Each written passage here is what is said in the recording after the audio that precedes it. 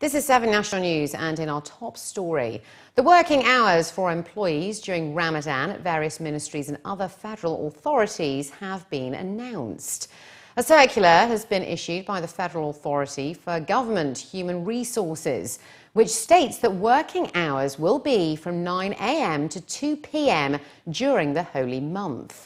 According to Emirates news agency WAM, the circular and 5-hour work rule is issued as per Cabinet Decision number 13 of 2012 in implementation of Federal Law number 11 of 2008 and its amendments.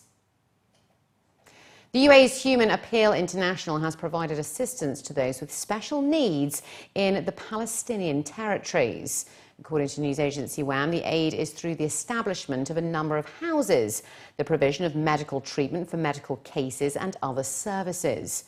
Ibrahim Rashid, the commissioner of the HAI in the West Bank, said that people with special needs get the aid on priority, adding that the foundation communicates with the underprivileged and low-income segments, particularly people with special needs, and provides 5,000 dirhams for each case. He also indicated that the foundation has provided an elevator for the local hospital in Hebron to help facilitate movement in the hospital. Rashid said that the humanitarian and charitable issues are given a lot of attention by the foundation through health, development and relief projects.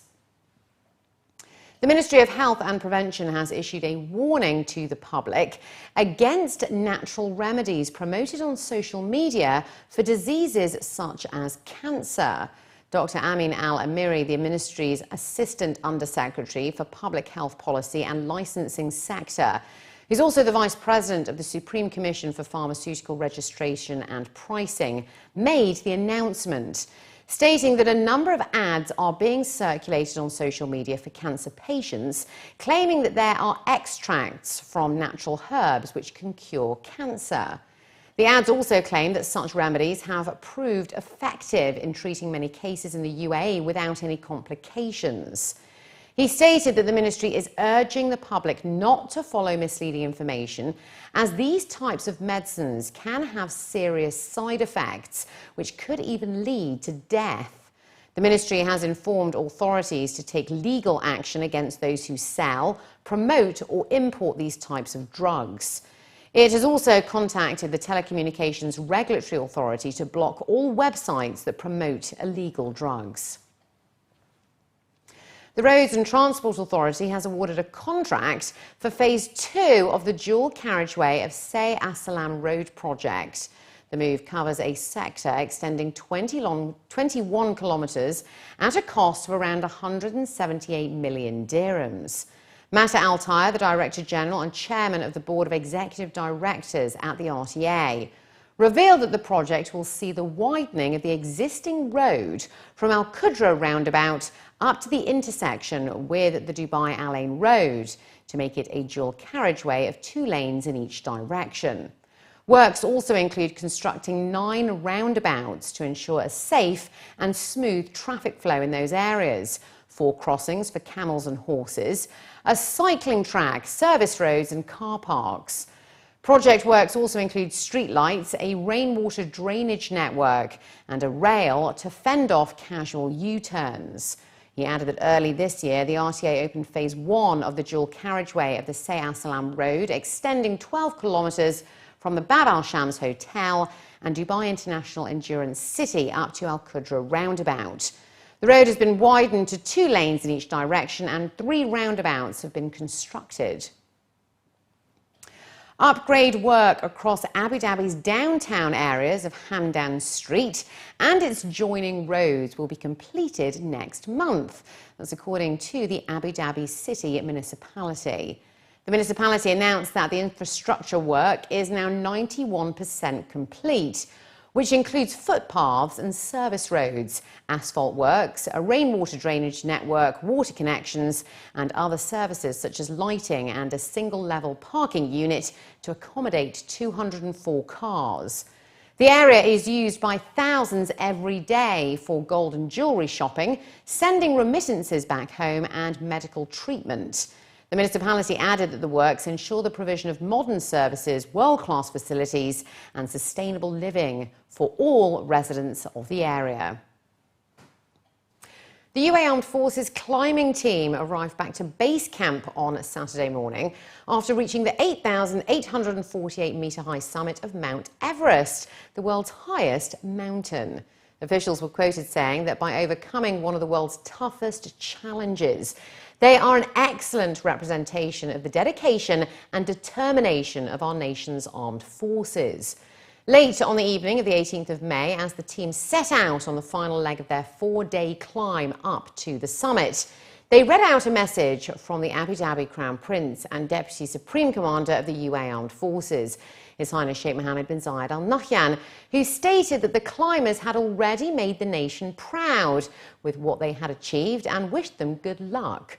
The following morning at 10:40, members of the team raised the flag of the UAE on the summit of Everest in celebration of the 40th anniversary of the unification of the country's armed forces.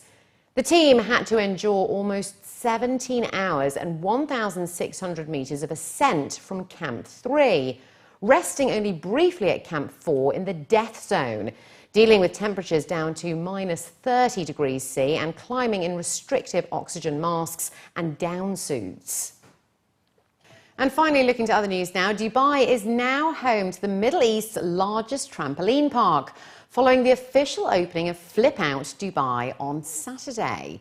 The huge area is in Al Quoz, spanning 40,000 square foot, which boasts more than 200 interconnected trampolines and 10 trampoline-based attractions, including a kids' arena, trampoline football and a 3D wall runner.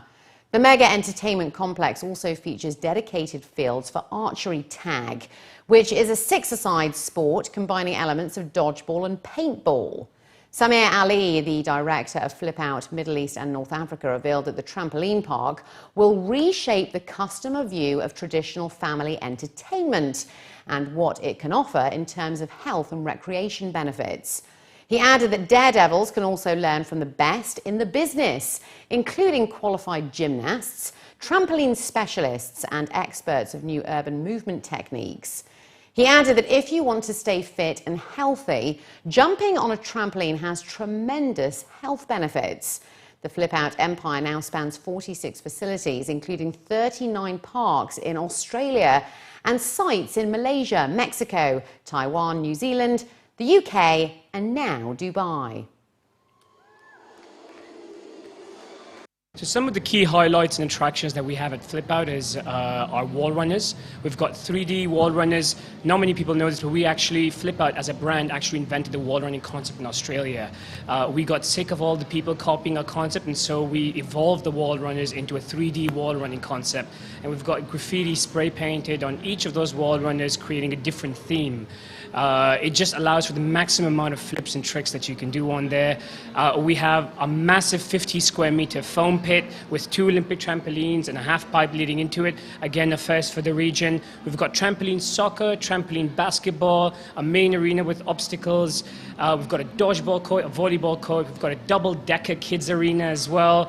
Every kids arena has its own foam pit and has its own punching bag and basketball hoops. So you've got a mini trampoline park just for the kids over here. Kids have their own mini trampoline park here, so they don't have to worry about interacting with the adults or getting hit by someone doing a backflip on our main arena.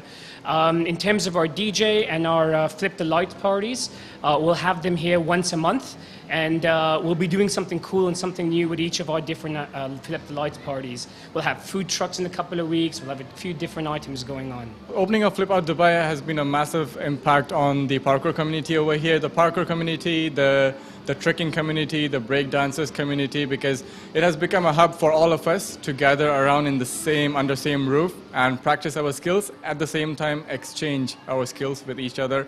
So all of us are learning from each other. Like all of my colleagues, they all are experts in some field or the other.